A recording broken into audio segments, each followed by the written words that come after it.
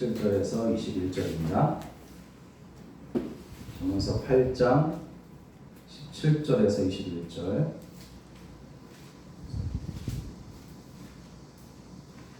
구약 918쪽에 있습니다.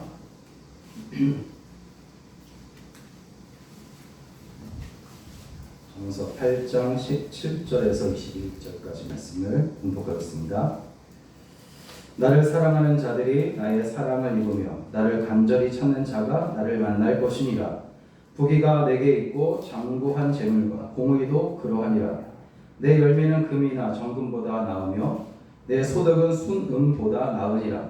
나는 정의로운 길로 행하며 공의로운 길 가운데로 다니나니 이는 나를 사랑하는 자가 재물을 얻어서 그 곳간에 채우게 하려 함이니라. 아멘. 할렐루야. 하나님의 사랑을 입은 사람, 누가 하나님의 사랑을 입을까 하는 제목으로 말씀을 함께 듣겠습니다. 어떤 교회를 하나님이 좋아하실까 하는 질문을 참 많이 하게 됩니다. 분명 교회는 하나님의 집이고 또 하나님이 그리스도의 핏값으로 세우신 것이 바로 교회입니다. 때문에 교회다워지는 것은 교회의 규모에 있는 것이 아니라 그리스도의 핏값으로 세워졌다라는 진실된 고백과 함께 오직 하나님이 거기에 거하시며 또 그의 뜻이 이루어지고 있느냐에 달려 있다는 사실을 우리가 알게 됩니다. 그래서 기도할 때에 우리가 무엇을 달라고 기도하는 것보다 주님의 뜻을 이루어가는 교회가 되게 해달라고 간구하는 것이 더욱 귀하고 복된 기도가 되는 것이죠. 교회에 나오는 사람들이 복음을 듣고 회개함으로 마음이 평안해지고 천국이 되고 또 주님의 위로를 받으며 기쁨이 회복되기를 위해서 기도하는 것. 그것이 바로 우리 주님께서 기뻐하시고 좋아하시는 그런 교회의 참된 모습이 아닐까 하는 생각을 하게 됩니다. 그리고 여러분 그러한 일들이 일어나게 된다면 그것이 바로 주님이 거하시는 천국이 아니겠느냐 하는 것이죠. 찬송가 438장의 가사처럼 높은 산이나 거친 들이 초막이나 궁궐이나 내 주 예수 모신 곳이 그 어디나 하늘나라라고 했는데 바로 이런 참된 모습의 교회가 오늘 우리 교회가 되어져야 할 줄로 믿습니다. 주님은 없이 화려하고 신기하고 재미난 것들이 많이 와서 보아라 라고 자랑하는 교회를 과연 하나님께서 좋아하실까? 그것이 아니죠. 하나님이 좋아하시는 살아있는 교회는 예수의 생명이 있는 교회입니다. 거기서 하나님의 사랑을 찾으며 성도들은 그 사랑을 입고 또 가장 큰 행복을 느낄 수가 있기 때문입니다. 그러므로 여러분 교회가 비록 허름한 초막집과 같을지라도 예수님의 생명이 있는 한 예수의 생명을 찾을 수 없는 크고 화려한 다른 어떤 곳들과 비교할 수 없는 곳이 되는 줄로 여러분 믿으시기 바랍니다.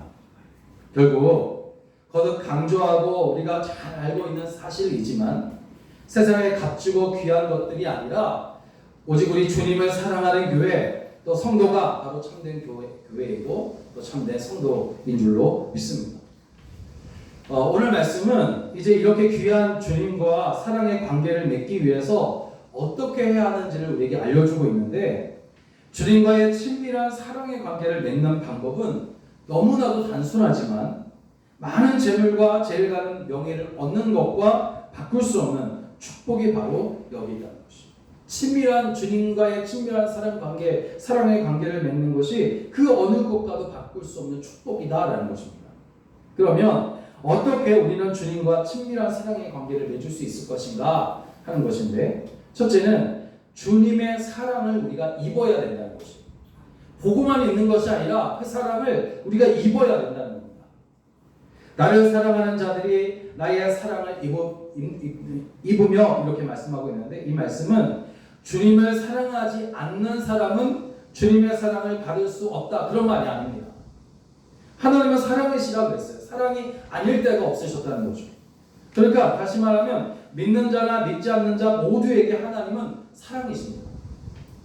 하나님의 비를 모든 사람에게 내리시는 것과 같이 하나님은 모두를 사랑하신다는 겁니다. 다만 그릇을 준비한 자가 보물을 담을 수 있듯이 하나님의 사랑을 입는다 이 말은 하나님은 모두를 사랑하시지만 그 사실을 우리가 깊이 깨닫고 받기를 구하는 그 사람이 하나님의 사랑을 입을 수 있다 하는 말씀입니다. 마네킹에 예쁜 옷을 입혀서 세워놓게 되면 지나가는 사람들마다 이렇게 눈여겨봅니다. 참 예쁘다, 멋지다, 나도 저 옷을 입고 싶다, 그런 말을 하고 그냥 지나가는 거예요.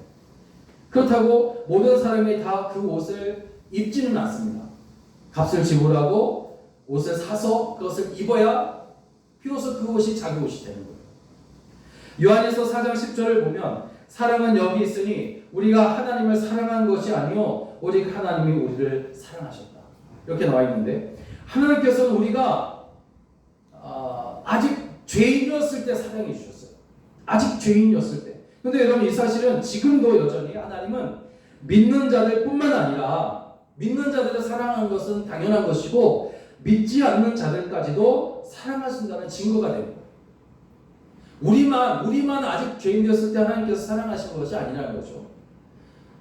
우리가 아직 죄인 되었을 때 우리를 사랑하신 것처럼 아직 죄인으로 살아가는 사람들까지도 주님이 사랑하시고 있다라는 그 사실을 우리가 인정해야 되고 또 깨달아야 합니다. 다만 하나님의 사랑을 입느냐 아니면 입지 않고 구경만 하고 있느냐 하는 것이죠. 하나님께서 나를 사랑하시는 것과 그 사랑은 언제나 변함이 없으시다는 것은 분명한 사실입니다. 그러나 하나님의 사랑을 받고 싶다면 하나님을 우리는 진심으로 사랑해야 합니다. 하나님의 사랑을 보기만 하지 말고 그것을 가져다가 우리가 입어야 된다는 것이죠. 맛있어 보이는 음식이 앞에 있어도 먹어봐야 맛있는지 아닌지를 알 수 있듯이 주님이 나를 사랑하고 있다는 것을 알기 위해서는 우리가 주님의 사랑을 느끼고 경험해야 합니다. 내가 마음으로 다 안다, 그냥 교회 안 가도 내가 예수님 하나님 잘 믿고 있다, 이게 아니란 말이에요. 정말 주님을 사랑한다면 주님 앞에 나와서 예배하고 경배하고 그 가운데 내려지는 하나님의 은혜를 몸소 체험하고 경험해야 된다는 거예요. 입어야 된다는 것이고, 눈으로만 보는 것이 아니라 우리의 몸으로 주님을 다 보아야 된다는 것이죠. 오늘 우리는 하나님의 크고 놀라우신 이 사랑의 옷을 입을 만큼 정말 하나님을 진심으로 정말 마음을 다해서 사랑하고 있습니다. 그리스도인들은 하나님께서 나를 사랑하고 있다는 사실을 너무나 잘 알고 있어요. 하나님 나 사랑하는 거 나 잘 알고 있다, 다 그렇게 얘기해요. 그렇지만 그리스도인이라고 해서 하나님의 사랑을 다 입고 있지는 않는 것 같다는 그런 느낌을 받을 때가 많아요. 형통할 때에는 문제가 되지 않지만 여러분, 삶이 힘들고 고달프고 잘 풀리지 않게 되면 하나님께서 과연 나를 사랑하고 있는지 의심하기 때문이에요. 그것은 바로 하나님의 사랑을 입고 있지 않고 있기 때문에 그래서 의심하는 겁니다. 그러나 하나님의 사랑을 입은 성도는 어떤 사람들이냐면 고난과 환난 가운데서도 하나님을 미워하지 않아요. 하나님께서 나를 사랑하신다는 것에 대해 의심도 불평도 하지 않습니다. 오히려 주님이 고난 가운데서도 실족하지 않도록 나를 꼭 붙들어 주신다는 믿음의 고백을 할 뿐입니다.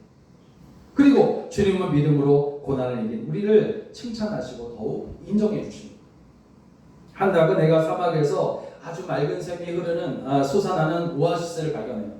한참을 마시다가 솟아나는 물을 먹다가 임금님이 생각이 나서 그 물을 가죽부대에 담아가지고 이제 가죽부대에 담아서 뜨거운 사막길을 며칠 밤낮을 쉬지 않고 막 걸어가요. 그 길이 얼마나 힘들고 고달팠는지 몰라요. 그래도 임금님이 맛있고 시원한 물을 드릴 수 있다는 그 생각에 그 모든 것을 다 이기고 왕궁에 도착했어요. 그러나 이미 물은 썩어 먹을 수 없게 되어버리고 납니다.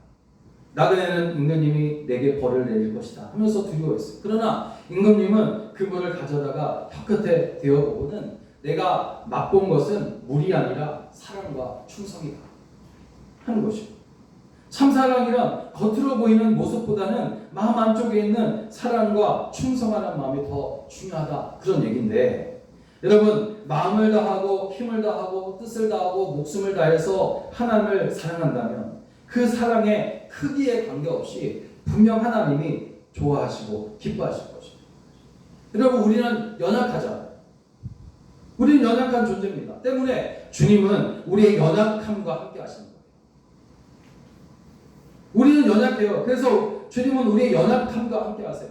약할 때 강하게 하시지, 여러분, 스스로 강하다고 자랑하는 사람을 주님이 더 강하게 하지는 않으신다는 것을 우리가 알아야 합니다. 하나님의 사랑은 너무나 크고 놀라운데 하나님을 사랑하는 나의 마음은 아주 작고 보잘것없게 느껴집니까? 오아시스의 물이 썩어버렸지만 뜨거운 사막을 견뎌낸 나그네를 이해하고 칭찬했던 임금처럼 주님은 그런 우리를 100% 이해하시는 거예요. 우리의 연약함을 100% 이해하세요. 다만 하나님을 사랑하는 마음이 진심이라면 하나님은 내게 너는 진심으로 나를 사랑하는구나, 내 마음에 그 마음이 나에게 귀하다, 그렇게 칭찬하시고 인정해 주실 줄로 믿습니다. 하나님이 우리를 진심으로 사랑하시는 것처럼 우리도 진심으로 하나님을 사랑해야 합니다. 그래서 하나님의 사랑의 옷을 우리가 입고 가장 복된 사이가 되시기를 주의 이름으로 간절히 축원합니다. 두 번째는 간절히 하나님을 찾아야 된다는 거죠. 우리나라 속담에 보채는 아이에게 밥 한 술 더 주랴 하는 그런 속담이 있는데, 이런 본문을 보니까 나를 간절히 찾는 자가 나를 만나리라 그렇게 말했고, 에레미야 29장에 보면 너희가 전심으로 나를 찾고 찾으면 나를 만나리라 이렇게 또 얘기하십니다. 이 두 말씀은 모두가 다 만나리라 하는 하나님의 어떤 강력한 약속으로 되어 있는데, 간절히 찾고 진심으로 찾는 자가 바로 만날 수 있다, 그런 거죠. 즉 만나주시겠다는 하나님의 그 작정하신 마음이 찾고 찾는 우리의 간절한 기도를 통해서 온전하게 성취가 된다는 그런 말씀이에요. 히브리서 11장 6절을 보면 하나님을 간절히 찾는 자들은 뜨거운 사랑의 품에 안아주실 것이요, 하나님을 가장 먼저 찾는 자에게는 후한 상을 주실 것이다 하고 약속하고 있어요. 그런데 이사야 45장 15절을 보면 좀 다른 말씀이 나옵니다.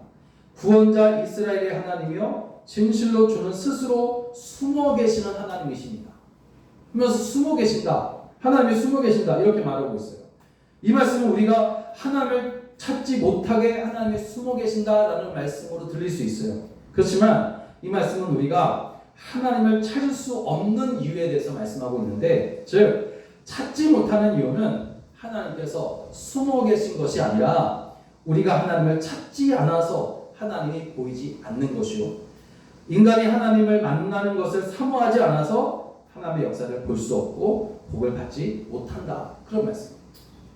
그래서 이사야 55장 6절에서 너희는 여호와를 만날 만한 때에 찾으라, 가까이 계실 때에 그를 부르라, 그렇게 말씀하시는 거예요. 그러면 하나님을 어떻게 찾아야 할까? 찾는 것이 어떤 것이 찾는 것일까 하는 것이에요. 옛날에는 초등학교에서 소풍을 가면 빠짐없이 하는 놀이가 이제 보물찾기였는데, 선생님이 종이에다가 번호를 써서 여기저기에다가 숨겨놓습니다. 그러면 아이들이 선생님의 설명을 잘 듣고 번호가 적혀있는 노란 종이를 찾아다닙니다. 나무에 있습니다. 나무에 숲 사이에도 돌 밑에도 하여튼 보이는 곳은 다 찾고 거기에 분명히 보물이 있을 것이다 생각하고 찾는 거예요. 여기저기 돌아다니면서 막 이곳저곳 다 헤치고 막 찾아다닙니다. 그러면 번호가 적힌 노란 종이를 찾는 아이도 있지만 비슷한 색의 종이를 찾고서는 그게 쓰레기인데 사실은 그게 보물이라고 좋아하는 아이들도 있었단 말이죠. 그러나 그것은 번호가 적힌 종이가 아니에요. 쓰레기일 뿐이에요. 번호가 적힌 종이를 찾아온 아이들은 이제 선생님이 준비한 선물과 교환을 하고는 좋아합니다. 하나님을 찾는 것도 이런 것 같아요. 우리가 여러분 찾아야 할 분이 누구신지 설명을 듣고 분명하게 알아야 돼요. 그분이 누구신가? 어떤 분이신가? 그리고 들은 설명을 생각하면서 집중해야 돼요. 보물을 찾기 위해서 돌 밑에도 나무에도 또 숲풀 속에도 막 여기저기 돌아다니면서 반드시 거기에 보물이 있을 것이다 찾아다니는 아이들처럼 우리가 집중해서 찾아야 돼요. 여기에도 하나님이 계실 것이다. 저기에도 하나님이 계신다. 여기 이쪽에도 계시다. 저쪽에도 계시다. 어느 곳에든지 다 있으시다 하면서 찾아다녀야 된다는 거죠. 그런 찾는 노력, 집중하고 찾는 노력이 있어야 됩니다. 돌부리에 걸려 넘어지기도 하고 가시에 찔리기도 하겠지만 그래도 포기하지 않고 찾습니다. 그렇게 열심히 찾는 사람이 결국에는 보물을 찾게 돼요. 그리고 찾은 후에는 기뻐하고 즐거워하는 것이에요. 간절히 찾고 찾는 자에게 주님은 만나주신다는 겁니다. 주님의 사랑을 입게 된다는 것이죠. 그러면 그 삶이 어떻게 변화될까? 사우리아 바이올린이라고 유명한 연주가의 손에 들려져 연주가 되어지면 그 바이올린에서 아주 귀한 소리, 아름다운 소리가 나게 되어 있고, 버려진 종이라도 유명한 화가가 붓을 들어 그림을 그리면 훌륭한 작품이 되는 것이에요. 부족하고 연약한 우리라도 우리 주 예수 그리스도를 만나 그리스도로부터 그리스도인이라는 이름을 부여받게 될 때 우리는 엄청난 가치가 있는 사람이 되는 줄로 믿습니다. 평범한 가정주부였던 여자도 남편이 대통령이 되면 영부인이 되는 것처럼, 그래서 위치와 신분이 달라지는데, 하물며 우리가 그리스도를 만나 그리스도의 신부가 되었다는 것을 믿는다면 영부인보다 더 가치 있고 뛰어난 사람이 되는 거 아니겠냐는 거죠. 여러분, 부의 원천, 복의 근원은 하나님이십니다. 진정한 부는 부의 원천이신 하나님께로부터 오는 것입니다. 하나님을 사랑하는 자들은 하나님 아버지의 상속자가 되어서 여러분 하나님의 모든 좋고 값진 재물로 창고를 가득 채우게 될 것이고, 오늘 본문의 말씀처럼 그렇게 될 겁니다. 본문에서 말하는 재물은 히브리어로 예시라는 단어인데, 이 단어는 참되고 가치 있는 재산이다, 그런 뜻이에요. 그리고 하나님께서 사랑하는 자에게 주신 부라는 복은 세상 사람들이 소유하고자 하는 재물과는 다른 것인데, 이 재물에 대해서 18절을 보니까 장구한 재물 이렇게 말했어요. 장구한 재물이라는 것은 영원히 변하지 않는 재물이라는 뜻이에요. 영원히 변하지 않는 재물이란 무엇이냐? 바로 변하지 않는 하나님, 그분의 사랑이신 줄로 믿습니다.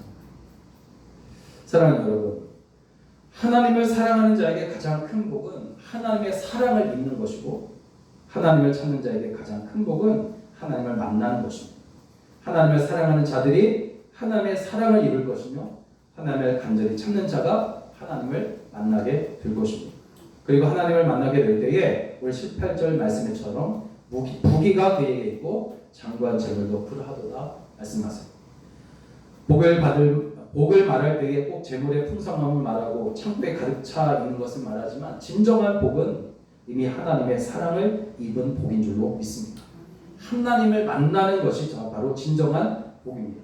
왜냐하면 하나님의 사랑을 입으며 하나님을 만난 사람은 그 영혼이 만족을 누리고 또 참된 평화 가운데 살아가게 되고 소멸되지 않는 행복 속에 살아갈 뿐 아니라 하나님의 나라를 기업으로 받게 될 것이기 때문입니다. 오늘 하나님으로부터 주어지는 이렇게 참되고 장구한 재물로 여러분 인생이 풍요로워지고 또 하늘 곳간을 날마다 채워가시기를 주의 이름으로 간절히 축원합니다. 기도하겠습니다. 하나님 아버지, 은혜를 감사합니다.